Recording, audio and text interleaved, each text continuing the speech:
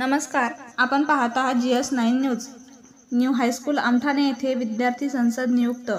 GS9 न्यूजसाठी धनंजय हजारे। भारत हा जगातील सर्वात मोठा लोकशाही प्रस्थापित देश आहे।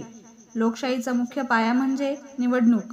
हाच अनुभव येथील न्यू हायस्कूल आमठाणे येथील विद्यार्थ्यांनी विद्यार्थी संसदेच्या माध्यमातून अनुभवला। या विद्यार्थी संसदेसाठी शाळेतील इयत्ता 5वी ते 10वीचे विद्यार्थी व विद्यार्थिनींनी विविध पदांसाठी उमेदवारी अर्ज भरून निवडणुकीसाठी उमेदवारी जाहीर केली आहे। उमेदवारांच्या निवड प्रक्रियेत इतर विद्यार्थ्यांनी प्रगट मतदानाद्वारे आपले मतदान करून आपला आवडता उमेदवार निवडून आणला।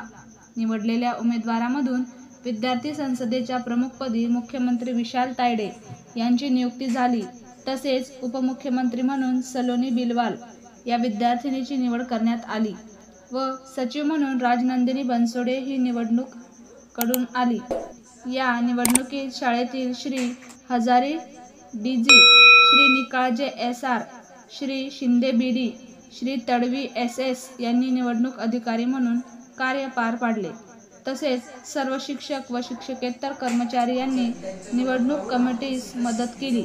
या पूर्ण निवडणूक प्रक्रियेत मुख्याध्यापक श्री सोमवंशी SG यांनी मोलाचे मार्गदर्शन केले।